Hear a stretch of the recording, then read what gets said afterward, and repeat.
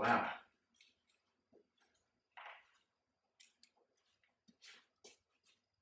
Okay, John, are you ready? We're going to start bringing them new ones through. That's not a bad thing. Yeah.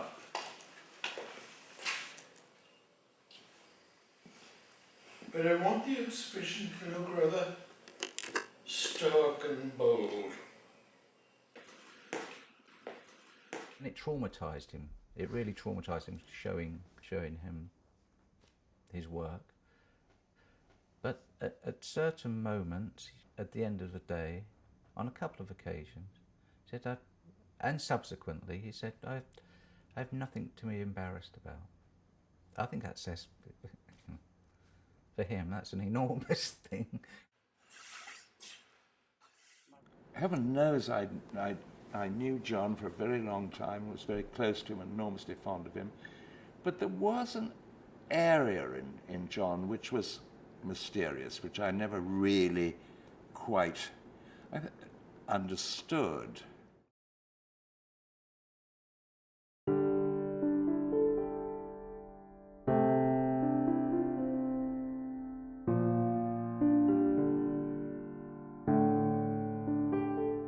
He always was an enigma to his students.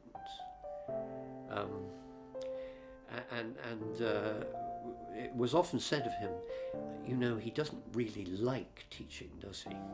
He doesn't, this isn't what he wants to do. He does it extremely well, but obviously what he wants to do is paint.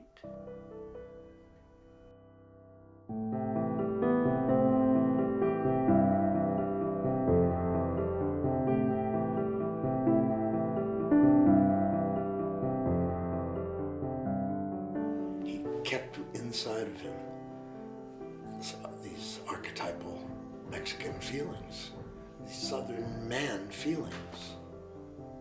I felt that very strongly with him, that there was a big fire underneath. You look at the biography in it and you wouldn't know the kinds of passions and turbulence that there was with John. I think John was a perfectionist above all about his own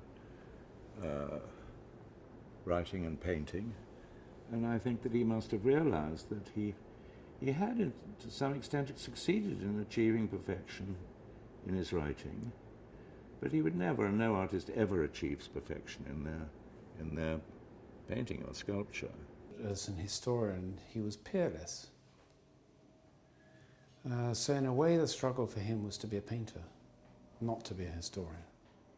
The struggle for him from, the early 60s onwards, for the rest of his life, was to be a painter. And, of course, that's where he'd begun.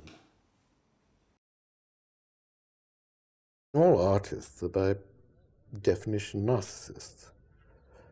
Otherwise I wouldn't spend one's life looking into a mirror, as it were. But equally, I don't like the idea of... I'd like to think that I paint myself out of my pictures. Yes.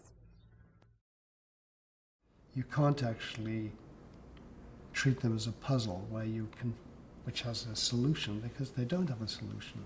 And I think that is their strength. I see sort of virtually everything I paint as being an homage to Cézanne now. His landscape feeds my own painting. Yes. Although I continue to see my abstracts as really relating to body imagery.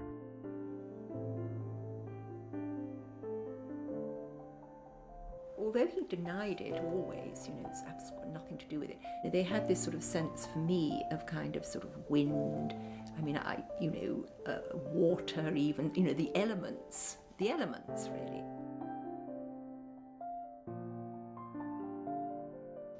They're very satisfying objects, I think, because they feel very thought through. I mean, there's a freedom in them, but there's somehow a sense of composition.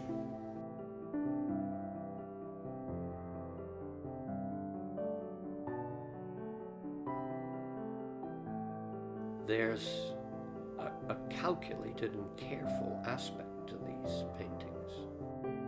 but I think he was also always on the lookout for that moment when things gel in a completely unpredictable way.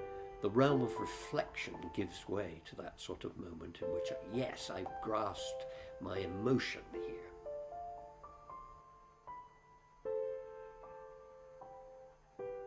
You know, I've been painting long enough that I can make painting look all right. But that's not enough. I mean, it's got to give one back some sort of psychological truth, some sort of psychological impact that it's got to have on its own, independent of oneself.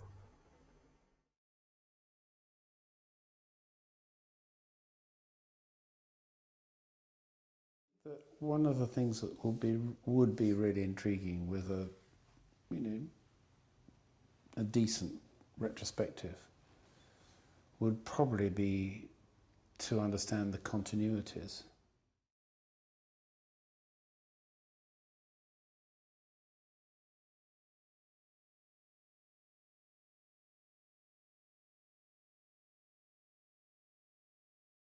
I think the need to look seriously at his painting is still to happen.